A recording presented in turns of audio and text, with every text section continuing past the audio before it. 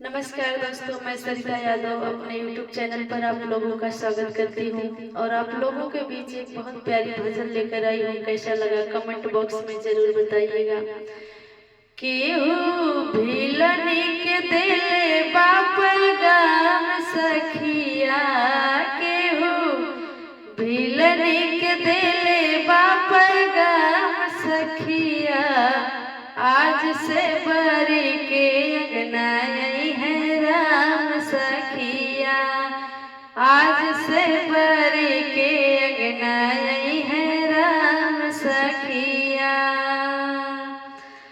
जेकरा इंतजार में बीतनी दिनवा रतिया, जेकरा इंतजार में बीतनी दिनवा रतिया, ओही मतरिया के साच भैनी बतिया, वही मतरिया के साच भैनी बतिया।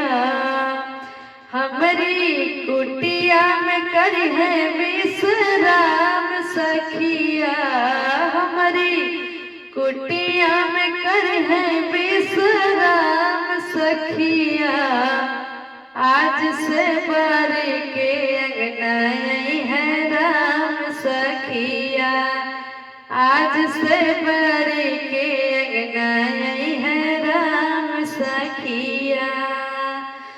झूठे झूठे बेरिया राम माना भैली, झूठे झूठे बेरिया राम के माना भाई गईले, ऊंच नीच भेद आज राम जी मिटैले, ऊंच नीच भेद आज राम जी मिटैले।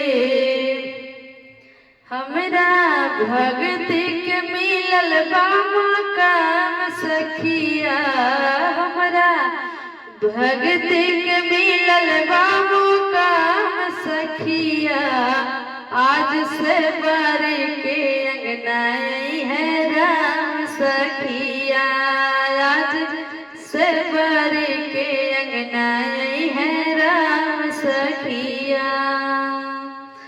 हमरा गुरुदेव जी के पुण्य प्रताप से, हमरा गुरुदेव जी के पुण्य प्रताप से, ऋषि महर्षि जोगियन के ताप से, ऋषि महर्षि जोगियन के ताप से, आज भिलनी के भैले चार धाम सखिया, आज भिलनी के भैले चार धाम सखिया, आज से बरी के अंगनाई है राम सखिया, आज से बरी के अंगनाई है राम सखिया। जवन विधि रखले रामा वही विधि रहनी, जवन विधि रखले रामा वही विधि रहनी, राम राम राम राम हरदम कहानी, राम राम राम राम हरदम कहानी।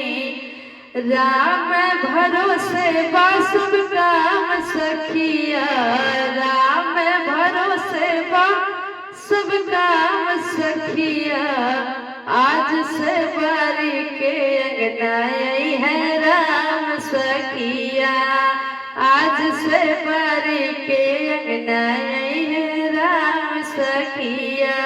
केहू भिलनी के दिले बाप गाम सखिया, केहू भिलनी के दिले बाप गाम सखिया, आज से बरी के अंगनाई है राम सखिया, आज से बरी के अंगनाई